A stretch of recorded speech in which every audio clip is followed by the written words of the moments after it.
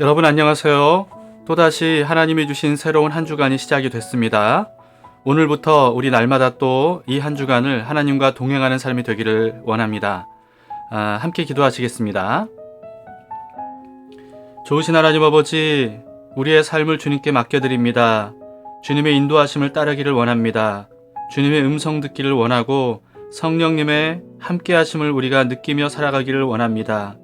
결코 세상을 살아가면서 인간적인 생각으로 살지 않도록 우리의 마음을 다스려 주시고 성령과 말씀으로 채워 주시옵소서. 예수님 이름으로 기도합니다. 아멘. 함께 찬양하시겠습니다. 나의 예배를 받으소서. 함께 주님께 우리의 예배를 올려드립시다.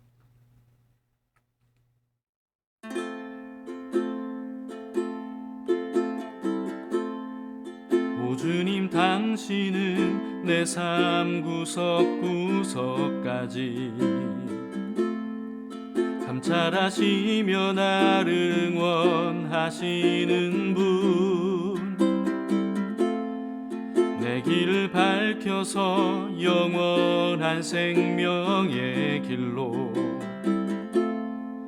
인도하시며 나를 격려하시는 분, 크고 작은 갈등을 겪곤 하지만 항상 결국 당신을 선택합니다. 나의 유일한 고백의 대상은 오직 아름다운 당신뿐입니다. 나의 유일한 고백의 대상은 오직 아름다운 당신뿐입니다. 나의 예배를 받으소서, 홀로 영광을 받으소서. 주여, 나의 주여.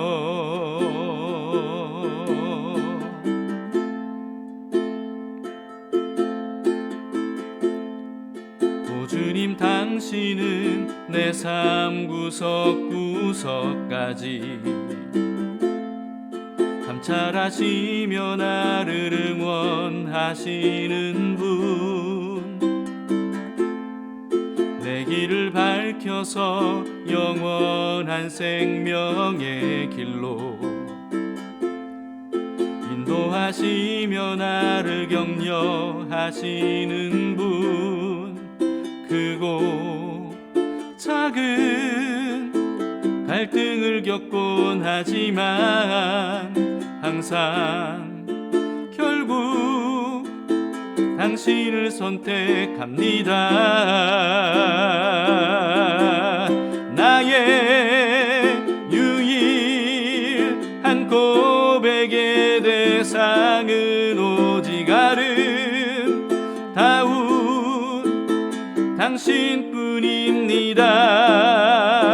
나의 유일한 고백의 대상은 오직 아름다운 당신뿐입니다. 나의 예배를 받으소서, 홀로 영광을 받으소서. 주여, 나의 주여. 크고 작은 갈등을 겪곤 하지만 항상 결국 당신을 선택합니다. 크고 작은 갈등을 겪곤 하지만 항상 결국 당신을 선택합니다. 나의 유일한 고백의 대상은 오직 아름다운 당신뿐입니다. 나의 유일한 고백의 대상은 오직 아름다운 당신뿐입니다. 나의 예배를 받으소서, 홀로 영광을 받으소서. 주여, 나의 주여, 나의 예배를 받으소서, 홀로 영광을 받으소서. 주여, 나의 주여.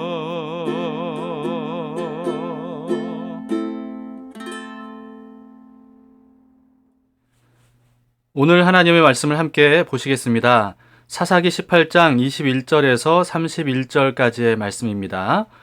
단지파가 미가 집에 있었던 모든 신상들과 또 제사장까지 빼앗아서 이스라엘의 최북단에 위치한 라이스를 정복하는 내용입니다. 그들이 돌이켜서 어린아이들과 가축과 값진 물건들을 앞세우고 길을 떠나더니 그들이 미가의 집을 멀리 떠난 때에 미가의 이웃집 사람들이 모여서 단자손을 따라 붙어서 단자손을 부르는지라. 그들이 얼굴을 돌려 미가에게 이르되, 내가 무슨 일로 이같이 모아가지고 왔느냐?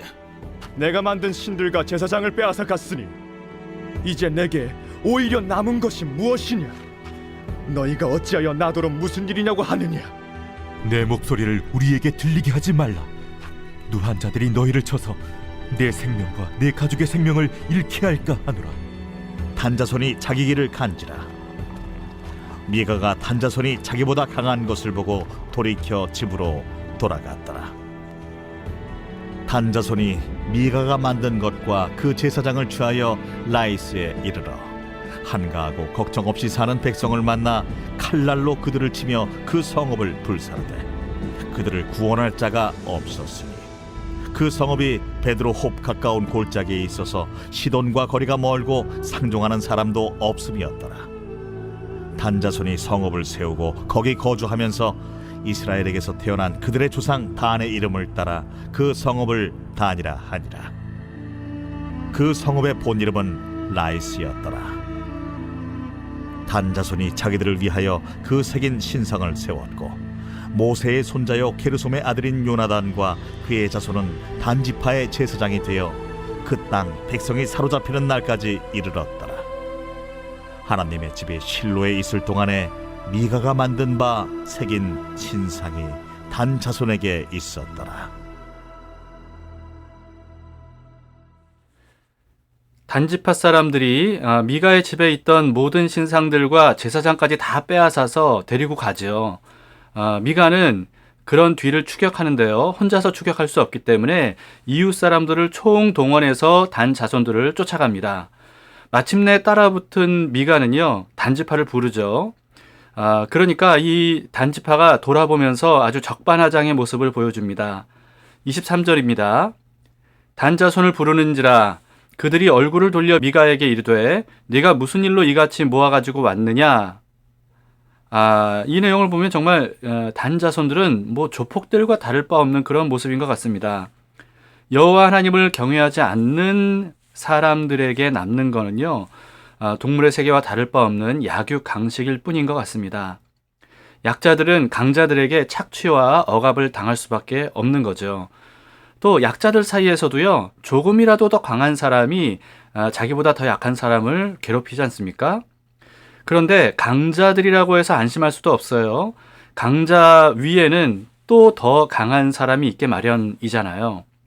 영원한 강자는 없기 때문에 결국은 이런 세상에서는 모두가 다 피해를 입을 수밖에 없는 그런 세상인 겁니다. 사랑이신 하나님을 멀리하면 사랑은 없어지고요. 인간의 추악한 욕심만이 남게 되고 바로 이와 같은 모습을 보일 수밖에 없을 겁니다. 미가는 용기를 내서 왜 자기의 모든 신들과 제사장까지 빼앗아가느냐고 따지죠. 그런데 거기에 대해서 단자손은 눈 하나 깜짝하지 않습니다.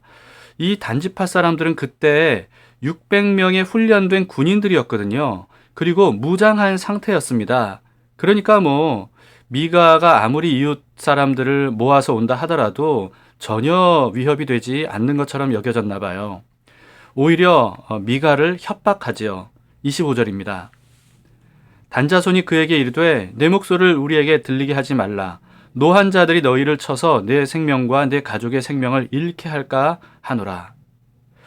마치 미가의 가족들은 죽이지 않고 신상들과 제사장만 빼앗아가는 것, 그걸 다행으로 여겨라, 이런 식인 것 같아요.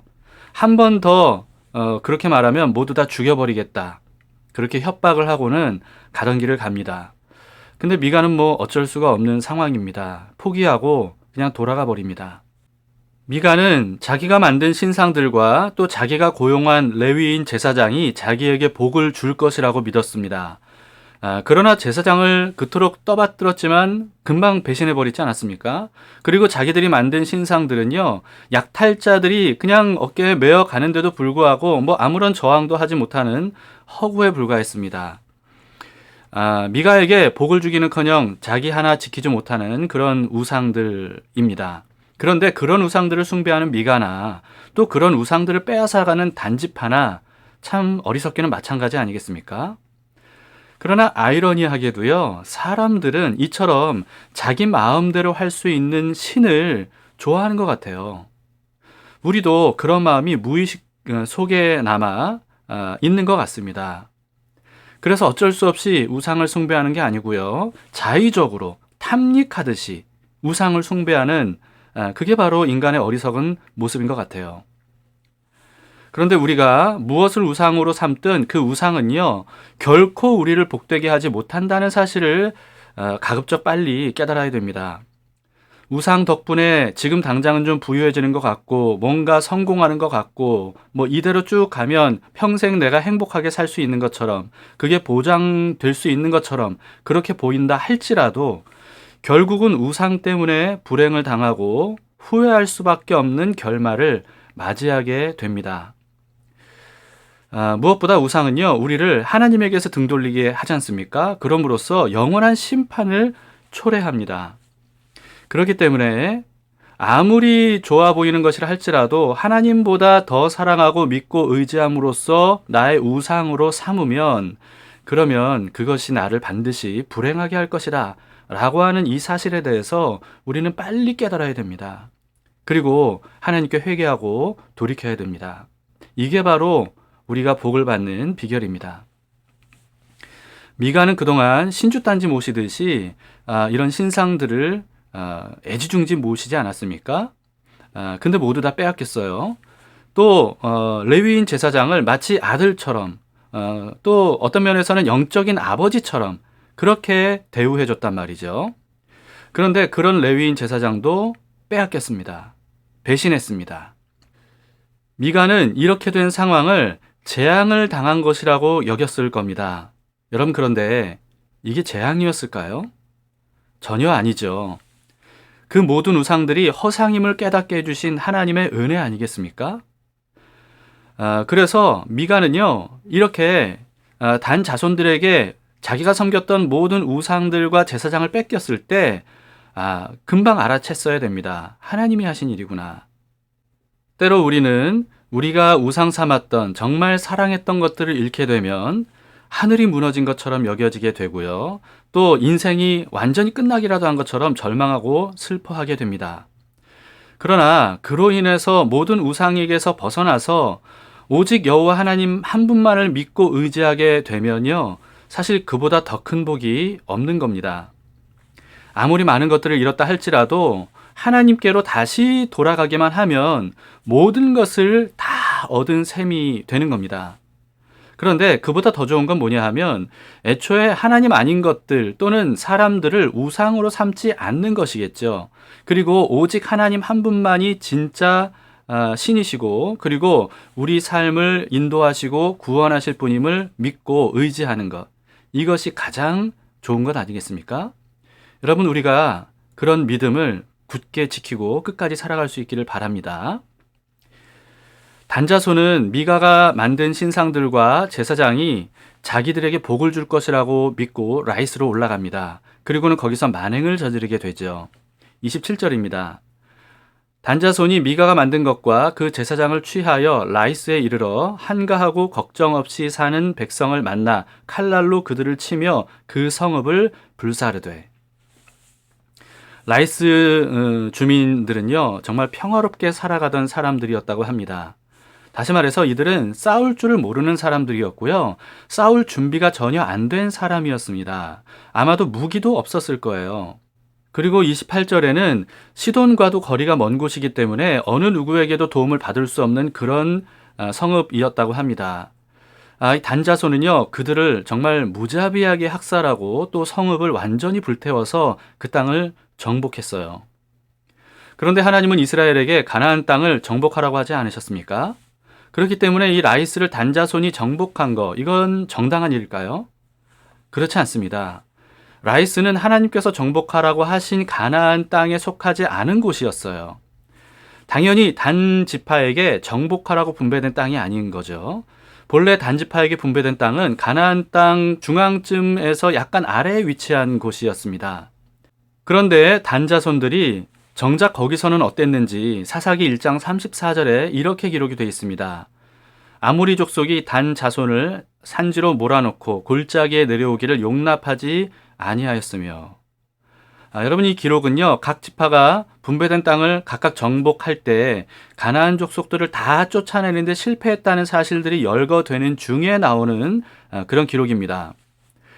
단자손은 가나안 아모리 족속을 쫓아내고 그리고 그 땅을 정복했어야 됐습니다. 그런데 오히려 아모리 족속에게 쫓겨다녔다는 거예요. 그들이 무서워서 산지로 도망갔습니다. 그리고는 그 산지에서 내려오지 못하는 거예요. 단자손의 군사력이 약했기 때문일까요? 아닙니다. 어차피 가나안 정복은 군사력과는 상관없는 가나안 땅을 향한 하나님의 심판이었지 않습니까? 그렇기 때문에 이스라엘이 아무리 약해도 하나님은 그 땅을 이스라엘에게 주겠다고 하시면서 그들을 심판하라고 명하셨습니다. 단자손에게 부족했던 것은 군사력이 아니고요. 이와 같은 하나님과 하나님의 약속에 대한 믿음이 부족했던 거죠. 아모리 족속은 무섭다고 도망다녔던 단자손이 미가에게 그리고 또 라이스 주민들에게 한 행동을 보세요. 얼마나 비겁합니까? 강자에게는 한없이 약하고 약자에게는 한없이 강한 단자손의 모습을 우리는 이 성경을 통해서 보게 됩니다.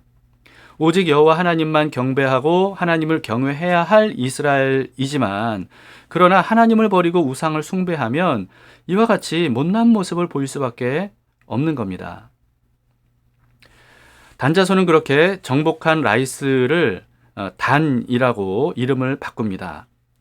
그 다음 내용이 좀 충격적인데요. 30절을 보세요. 단자손이 자기들을 위하여 그 새긴 신상을 세웠고 모세의 손자요 게르솜의 아들인 요나단과 그 자손은 단 지파의 제사장이 되어 그 땅 백성이 사로잡히는 날까지 이르렀더라. 그 땅 백성이 사로잡히는 날까지라고 하는 말은 이스라엘이 남북으로 갈라진 이후에 북이스라엘이 아수르에 의해서 멸망당할 때까지를 의미합니다. 그때까지 단 지파는 북이스라엘의 우상숭배 본거지가 돼요. 단지파만이 아니고요. 북이스라엘 전체에 엄청난 영향을 끼쳤던 겁니다. 이 우상숭배가, 단지파의 우상숭배가. 바꾸어 말하면 결국 북이스라엘이 아수르에 의해서 멸망당해서 하나님의 심판을 받아야 될 정도로 타락하는 데에 큰 영향을 줬던 것이 바로 이 단지파의 우상들이었던 겁니다. 그런데 정말 충격적인 것은 뭡니까? 이제야 밝혀지는 레위인 제사장의 정체예요. 미가의 집에서 신상들로 가득한 그 신당의 제사장이 되었던 레위인 청년. 자신의 성공을 위해서 미련 없이 자기를 잘 대해줬던 미가를 배신하고 단지파를 따라 나아간 이 제사장 청년. 이 사람이 어떤 사람이냐면 모세의 손자 요나단이라고 하는 사람이었다는 겁니다. 모세의 몇 대손도 아니고요. 모세의 직계 손자가 이처럼 우상숭배에 앞장섰다는 사실을 우리는 여기서 볼 수 있는 겁니다. 자신의 이득을 찾아갔던 이 제사장 요나단은 단지파의 제사장이 돼서 북이스라엘이 멸망당할 때까지 대대로 그 제사장 가문이 됩니다. 그러나 여러분, 이 요나단은 하나님의 제사장이라고 말할 수 없습니다. 아무리 레위인이라 할지라도요. 그냥 우상 제사장이었던 거예요. 북이스라엘이 심판받을 정도로 타락하게 만든 제사장이었습니다. 학자이자 저술가인 돈 카슨이 이런 말을 했다고 합니다. 한 세대는 복음을 알고 다음 세대는 복음을 당연시하고 3세대는 복음을 잃어버린다. 여러분, 이 말에 우리는 정말 경각심을 가져야 되지 않겠습니까? 모세의 손자인데도 이처럼 타락한 제사장 요나단을 보면 이 말이 틀리지 않았음을 우리는 보게 됩니다. 실제로 우리 한국 교회만 봐도요, 뭐 세 세대까지 갈 것도 없고 그 다음 세대부터 복음을 잃어버리는 경우들이 얼마나 많이 있습니까? 더구나 코로나를 맞이하면서 기독교인 수가 급감하는 이때 오히려 이런 일들이 훨씬 더 심화되고 있는 게 사실 아니겠습니까? 여기에 대해서 우리는 정말 깨어 있어야 됩니다. 우리의 자녀들이 부모에 의존된 신앙으로만 연명하게 되면요, 하나님을 자신의 하나님으로 모시지 않게 되는 거죠.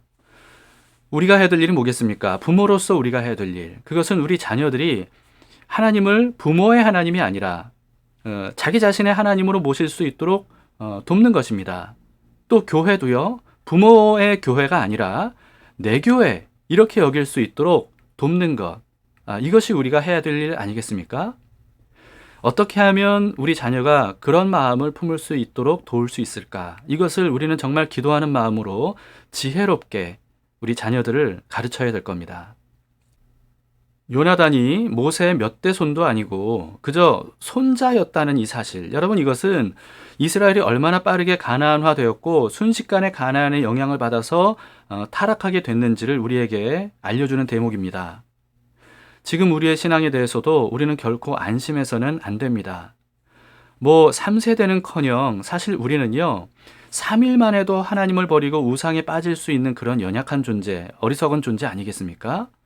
그런 우리들이기 때문에 날마다 새로운 마음으로 하나님께로 나아가야 됩니다.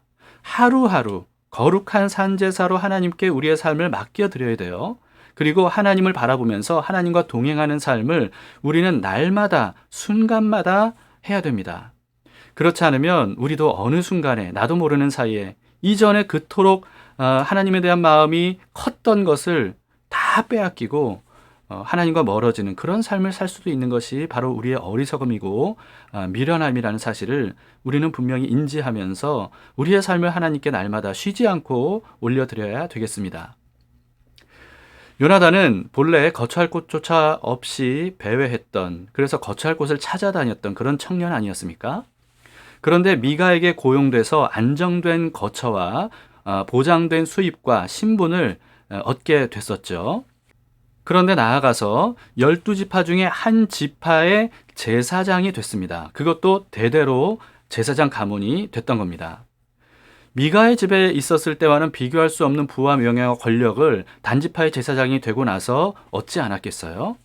후에는 북이스라엘 전체에 영향을 끼치는 제사장 가문이 된 겁니다. 미가는 모든 신상들과 제사장들을 다 빼앗겼던 반면에요, 이 요나단, 이 제사장은 굉장히 많은 것들을 얻었고 많은 성공을 이룬 삶을 살게 된 겁니다. 그런데 여러분, 이것이 진짜 인생 성공일까요? 미가는 인생 실패이고 이 요나단은 인생 성공한 것일까요?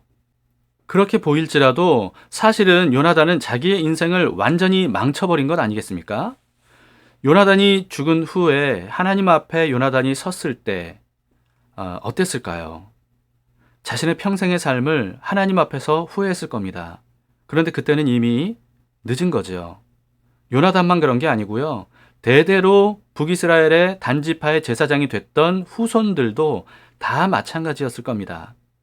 평생을 떵떵거리면서 명예롭게, 그리고 부유하게, 그리고 존경받으면서 살았을지는 몰라도 완전히 후회할 수밖에 없는, 그래서 하나님의 심판을 면할 수 없는 그런 삶을 살았던 겁니다. 모세의 손자라는 엄청난 은혜와 복을 가지고 태어났던 이 요나단이 자기의 욕심을 따라 사느라 모든 복과 은혜를 잃고 말게 되었던 겁니다. 이 요나단 제사장을 통해서 하나님은 우리에게 어떤 메시지를 전해주고 있습니까? 단지 자기 욕심 따라서 큰 교회를 계속 옮겨다니는 그런 욕심 많은 목사들만 생각하지 마시고요. 우리는 어떤가? 우리는 그것을 돌이켜봐야 됩니다. 우리를 향한 하나님의 메시지를 우리는 가슴 깊이 묵상하고 그 말씀 붙들고 우리 자신을 지킬 수 있어야 되겠습니다. 미가와 단자손들과 그리고 또 요나단을 통해서 우리는 때로는 우리가 정말 사랑하고 아끼는 것을 잃는 것이 어쩌면 큰 은혜일 수도 있고요. 또 우리가 원하는 것을 얻는 것이 큰 재앙일 수도 있다는 사실, 이것을 깨달을 수 있습니다. 하나님께서 그걸 우리에게 오늘 말씀을 통해서 강하게 알려주고 계시는 거죠. 여기에 우리는 눈을 뜰 수 있기를 바랍니다. 내가 원하는 것을 얻으려고 하기보다는 하나님께서 주시는 것에 감사하는 마음으로 평생 하나님과 동행하는 복 있는 사람이 되기를 축복합니다. 기도하시겠습니다. 하나님 아버지, 오늘 말씀을 보건대 정말 어리석은 사람들 뿐입니다. 그런데 우리도 그와 같은 어리석음에 빠질 수밖에 없는 사람들입니다. 말씀을 통해서 우리에게 경고해 주셨으니 하나님 이 말씀을 붙들고 우리가 절대 이런 어리석음에 속지 않도록 인도해 주시옵소서. 오직 여호와 하나님만 우리의 삶의 주인으로 모시고 어떤 우상도 결국은 우리를 복되게 할 수 없고 우리를 재앙에 빠지게 할 수밖에 없음을 깨닫고 하나님 주님께만 우리의 삶을 맡겨드리는 믿음의 사람으로 살게 해 주시옵소서. 오늘 하루의 삶도 주님께 맡깁니다. 특별히 우리 후손들을 주님께 맡깁니다. 주님, 이들이 예수님을 자신의 하나님으로 믿고 교회를 자신의 교회로 생각하며 그렇게 믿음으로 살아가는 자손들 될 수 있도록 복을 내려 주시옵소서. 예수님 이름으로 기도합니다. 아멘. 네, 오늘 말씀을 기도 제목 삼아서 기도하는 시간을 가지시고 오늘 하루도 주님과 함께 동행하면서 주님이 주신 것들로 행복하게 살아가는 삶이 되시기를 축복합니다.